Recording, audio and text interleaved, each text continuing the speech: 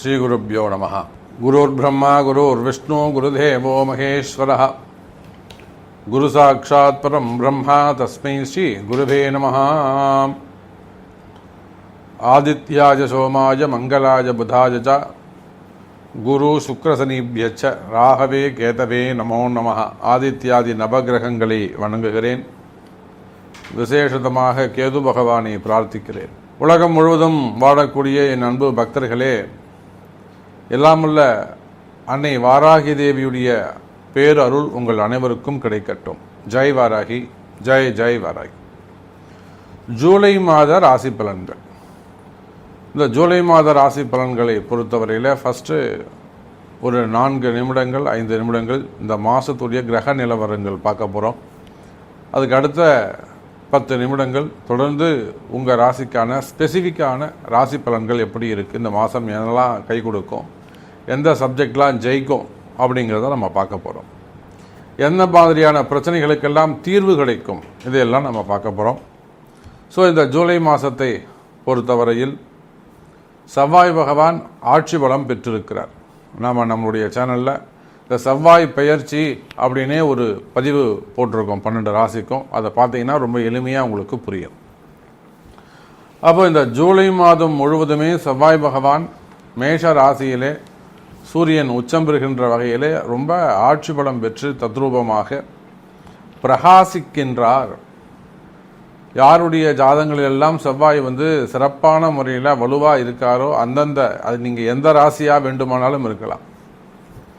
12 ராசியில் நீங்கள் எந்த ராசியாக வேண்டுமானாலும் இருக்கலாம். அந்த செவ்வாய் பகவானுடைய ஆட்சி இந்த ஜூலை மாதம் உங்கள் பிறப்பு ஜாதகத்தில் செவ்வாய் பலமாக இருப்பாரே ஆனால் சூப்பராக இருக்கும் உங்களுக்கு. அதுக்கு அடுத்தபடியாக புதனும் சுக்கிரனும் ஒன்றிணைந்து கடகராசியிலே வீற்றிருக்கிறார்கள். அற்புதமான ஒரு பலன்.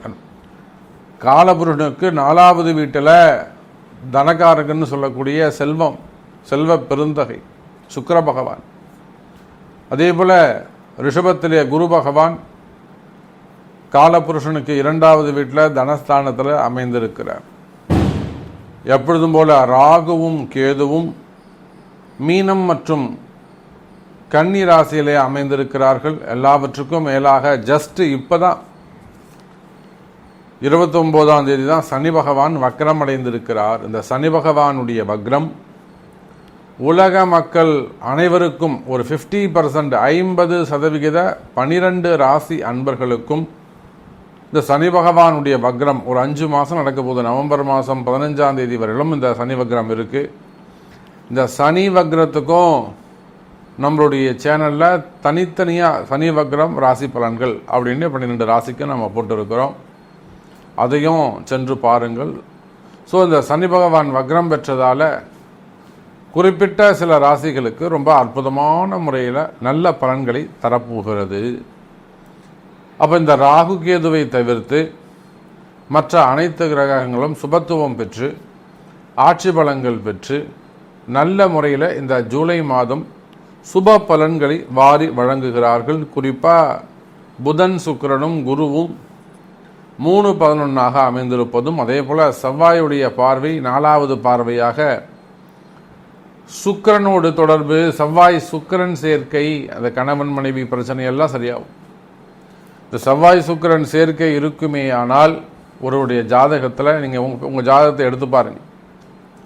செவ்வாய் சுக்கிரன் சேர்க்கை இருக்குமே ஆனால் அவங்களுக்கு திருமண வாழ்க்கை கொஞ்சம் பாதிக்கப்படும். அந்த செவ்வாயும் சுக்கிரனும் சுபர்கள் குரு அல்லது பூர்வ புண்ணியாதிபதி ஏதேனும் பார்ப்பாரே ஆனால் அற்புதமான மன வாழ்க்கை அவங்களுக்கு அமையும். நிறைய திருமணத்தில் தடைகள் வருது, பிரேக்கப் வருது, கல்யாணமான 6 மாதத்துலேயே அந்த பொண்ணு ஓடி போகுது, இல்லைனா பிரிஞ்சு டைவோர்ஸ் கேஸ் போடுது. இதெல்லாத்துக்கும் காரணம் அந்த செவ்வாய் சுக்கிரன் அல்லது சனி செவ்வாய் சேர்க்கை தான் காரணமாக இருக்கும்.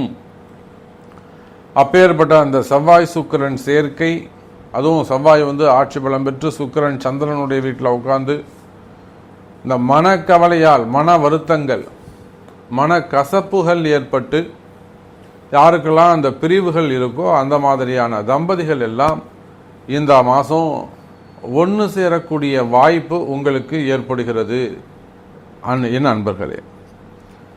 அதே போல உபய ராசிகளிலே ராகுவும் கேதுவும் அமர்ந்திருக்க குருவுடைய பார்வை, சுபர்களுடைய பார்வை அவங்களுக்கு இல்லை. ராகு சுக்கிரன் ராகு தொடர்பு, இந்த சுக்கிரன் ராகு தொடர்பு அற்புதமான முறையில் மெயினாக இந்த share market, stock market, trading, fund trading செய்யக்கூடியவர்கள், இதெல்லாம் இன்வெஸ்ட்மெண்ட் செய்யக்கூடியவங்க, அல்லது அந்த பங்குச்சந்தை சார்ந்த தொழில் செய்யக்கூடியவங்க, அதில் முதலீடு செய்யக்கூடியவங்க, அதுக்கு உதவி செய்யக்கூடியவர்கள், கன்சல்டிங் வச்சு நடத்தக்கூடியவர்கள், இவங்க எல்லாருக்குமே இந்த மாதம் சிறப்பான மாதமாக அமைகிறது. ஸோ இதுதான் கிரக நிலவரமாக இருக்குது. வாருங்கள், ஒவ்வொரு ராசிக்கும் ஸ்பெசிஃபிக்காக உங்கள் ராசிக்கு இந்த ஜூலை மாதம் எது நடக்கும், எது கவனம் என்பதை பார்ப்போம். தனுசு ராசி நேயர்களை, இந்த ஜூலை மாதம் ஒரு முக்கியமான மாதமாக அமைகிறது.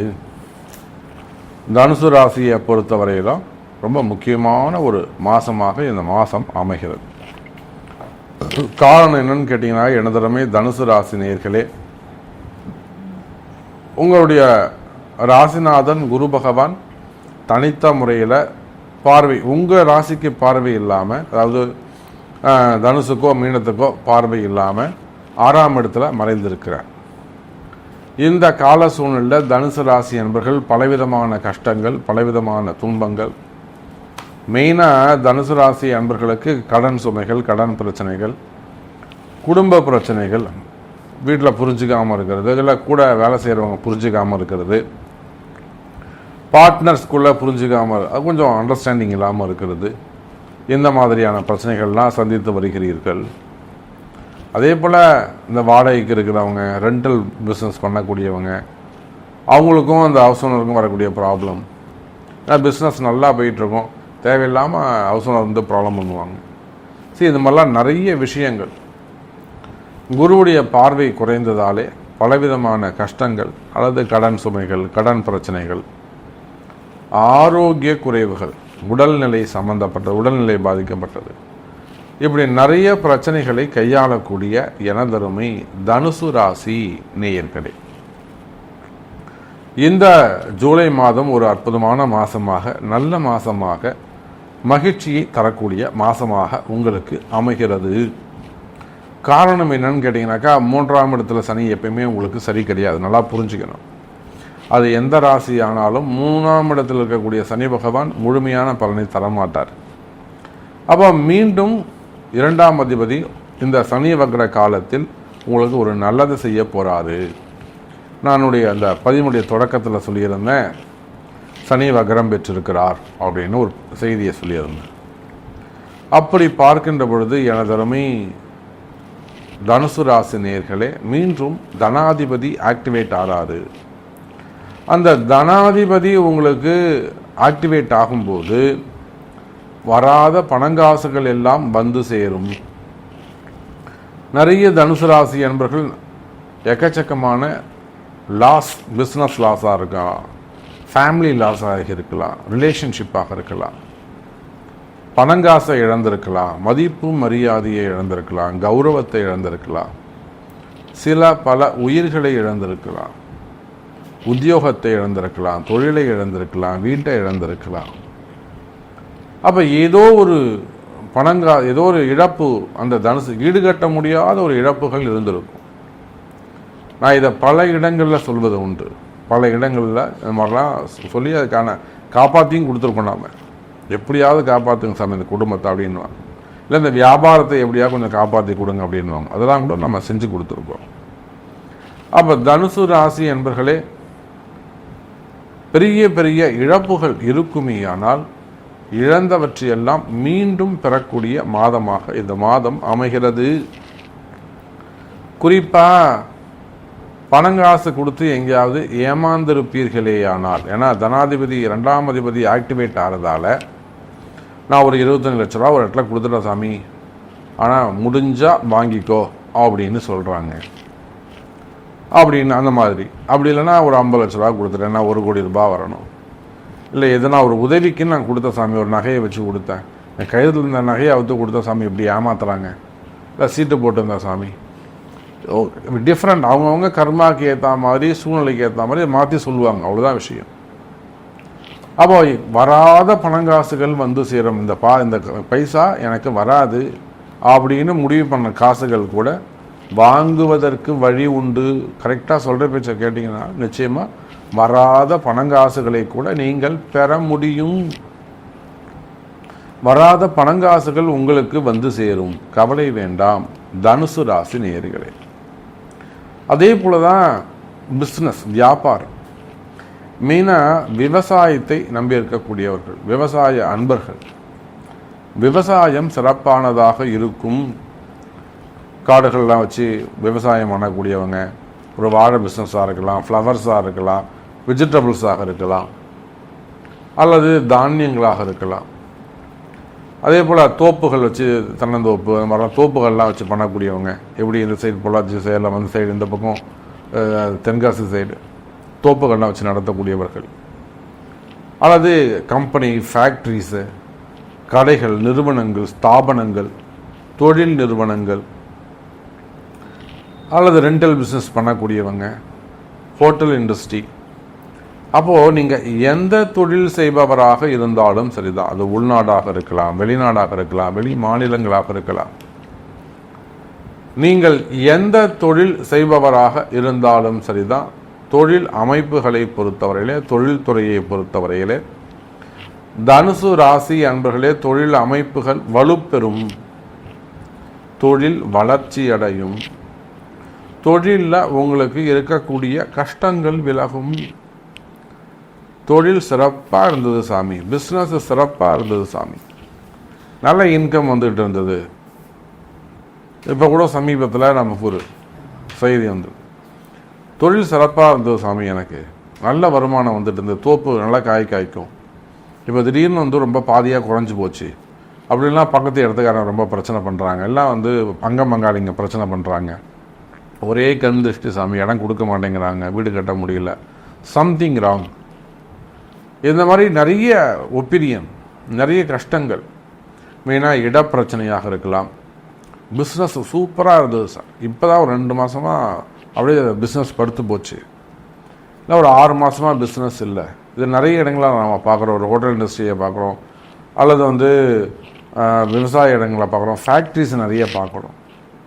வெளிநாடுகள்லாம் கூட சென்று நம்ம அந்த மாதிரி ஃபேக்ட்ரி கம்பெனிகளுக்கு, தொழில் நிறுவனங்களுக்கு நம்ம பூஜை பண்ணி கொடுத்துருக்கோம். அப்போது வியாபாரம், நீங்கள் எந்த தொழில் செய்பவராக இருந்தாலும் சரிதான், தொழில் அமைப்புகளை பொறுத்தவரையில் பிஸ்னஸ் டல்லாதா, அப்போ ஏதோ ஒரு காரணமாக இருக்குது.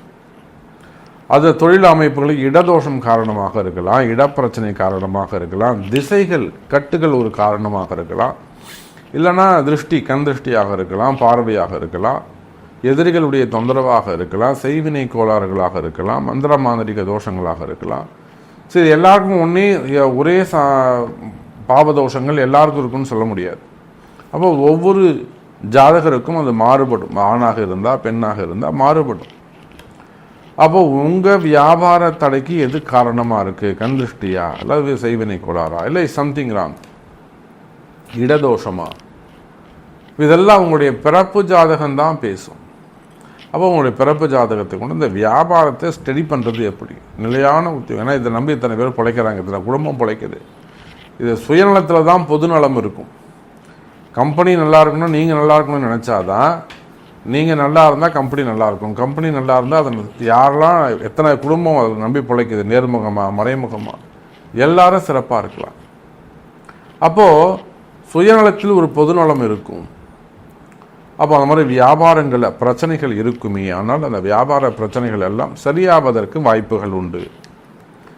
தனுசு ராசி நேயர்களே, மெயினாக உங்களுக்கு இருக்கக்கூடிய போட்டி பொறாமைகள், வம்பு வழக்குகள், வீண்பிழை அவமானங்கள், தலைகுனிவுகள், வேலை செய்கிற இடத்துல, வியாபாரத்தில், சமுதாயத்தில், அரசியலில், சினிமா துறையில், மீடியா துறையில் போட்டிகள், தலைகுனிவுகள், எதிரிகளுடைய தொந்தரவுகள், இதெல்லாம் வாராகியுடைய வழிபாடு ரொம்ப ரொம்ப முக்கியம். வாராகியின் துணை இருக்குமே, ஆனால் உங்கள் எதிரிகளை துவம்சம் பண்ணலாம். கண்ணுக்கு எதிராக பிரத்யட்சமாக காட்சி தரக்கூடியவள் அன்னை வாராகி. அப்போ தனுசு ராசி அன்பர்களே, உங்களுக்கு இருக்கக்கூடிய வம்பு வழக்குகள் இருக்குமே, ஆனால் அந்த வம்பு வழக்குகள்லாம் கூட உங்களுக்கு சாதகமான தீர்ப்புகள் வருவதற்கு வாய்ப்புகள் உண்டு. இட பிரச்சனையாக இருக்கலாம், சொத்து பிரச்சனையாக இருக்கலாம், குடும்ப பிரச்சனையாக இருக்கலாம், ஃபேமிலி சப்ஜெக்டாக இருக்கலாம், அதாவது ரிலேஷன்ஷிப் சம்மந்தப்பட்டதாக இருக்கலாம், ப்ராப்பர்ட்டி ரிலேட்டடாக இருக்கலாம், பாகப்பிரிவினை சம்மந்தப்பட்டதாக இருக்கலாம்.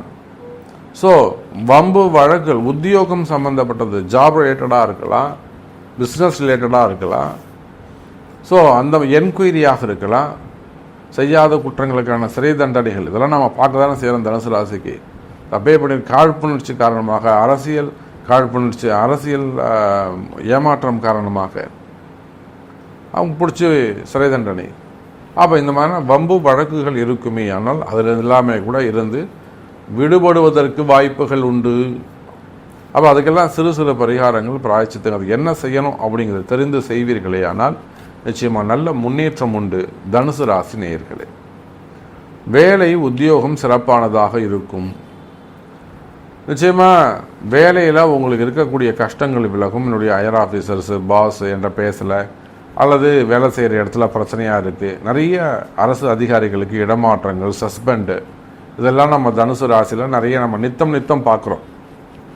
உயர் அதிகாரிகள்லாம் கூட நம்ம பார்க்குறோம் எல்லா இடத்துலையும்.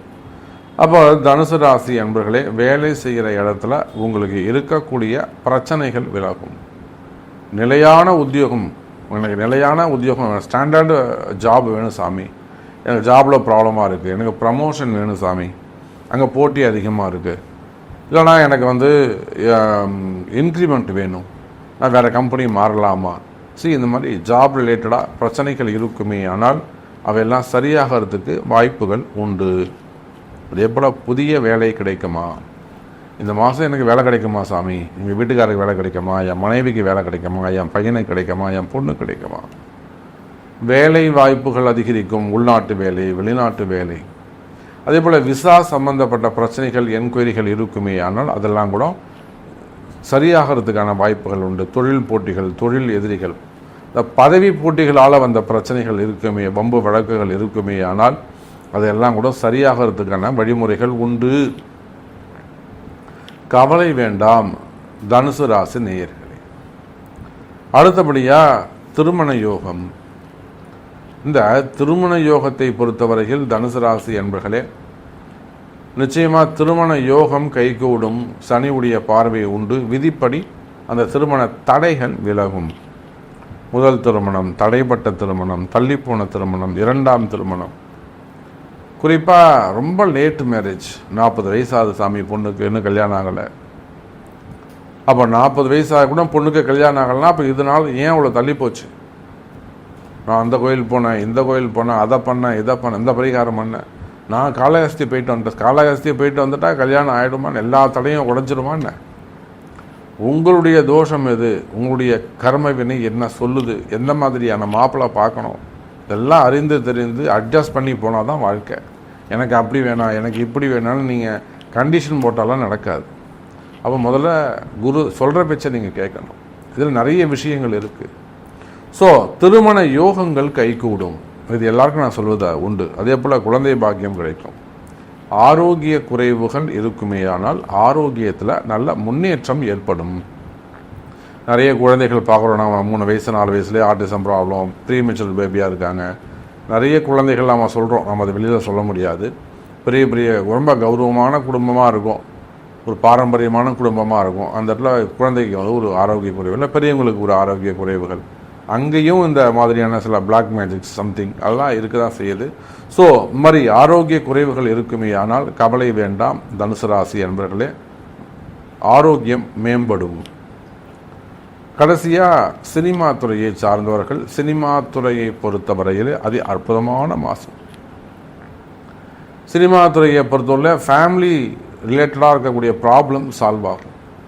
உங்கள் குடும்பத்தில் இருக்கக்கூடிய குடும்ப பிரச்சனைகள், அது கடன் சுமையாக இருக்கலாம், கடன் பிரச்சனைகளாக இருக்கலாம், அல்லது வீடு சொத்து பத்து சம்மந்தப்பட்ட பிரச்சனைகளாக இருக்கலாம், ஆரோக்கிய குறைவுகளாக இருக்கலாம். சரியே ஆக மாட்டேங்குது சாமி, எல்லாம் மனசு கவலையாக இருக்கலாம், மனசில் இருக்கக்கூடிய பயமாக இருக்கலாம், தொடர்ந்து மனசு ஒரு பயமாகவே இருந்துக்கிட்டு இருக்கு. ஸோ சினிமா துறையை சார்ந்த நண்பர்களே, குடும்பம் சிறப்பானதாக இருக்கும். அதே போல் பிள்ளைங்களுக்கு நல்ல ஒரு முன்னேற்றம் ஏற்படும். பிள்ளைங்க நல்ல வேலை வாய்ப்புகள் கிடைக்கும், பிள்ளைங்க படிப்பு சிறப்பாக இருக்கும். அதில் ஏதேனும் குறைகள் இருக்குமே, ஆனால் நிச்சயமாக சரியாக வாய்ப்புகள் உண்டு. அதே போல் சினிமா துறைக்கு ஆயுள் பாவங்கள் அதிகரிக்கும். ஒரு ஆயுஷம் பண்ணிக்கிறது நல்லது. அதை விட்டாச்சுனாக்கா சினிமா துறையை பொறுத்தவரையில் வருமானங்கள் நித்திய நிரந்தரமான வருமானங்கள் கைகூடும். ஒரு கேரக்டர் ரோல் பண்ணக்கூடியவங்க, சின்ன சின்ன ரோல் பண்ணக்கூடியவங்க, நகைச்சுவை நடிகர்கள், ஸோ யாராக இருந்தாலும் சினிமா துறையை பொறுத்தவரையில் இந்த சிறப்பான மாதமாக அமைகிறது. இன்னும் நிறைய சப்ஜெக்ட்ஸ் நம்ம பேசிக்கிட்டே போகலாம் நேரமின்மை காரணமாக. ஸோ தனுசு ராசினியர்களே, உங்களுடைய கேள்வி எதுவாக இருந்தாலும், இன்னும் உங்களை பற்றி பேசலை, என்னை பற்றி நீங்கள் சொல்லவே இல்லை சாமி அப்படி ஃபீல் பண்ணுவீங்கன்னா நிச்சயமாக உங்களுடைய கேள்விகள் எதுவாக இருந்தாலும் உங்களுடைய பிறப்பு ஜாதகத்தை கொண்டு தொடர்பு கொள்ளுங்கள் என்பதை தெரிவித்துக் கொண்டு மீண்டும் வேறு ஒரு அற்புதமான பதிவில் உங்களை சந்திக்கிறேன். நன்றி. நமச்சிவாயம். ஜெய் வராகி.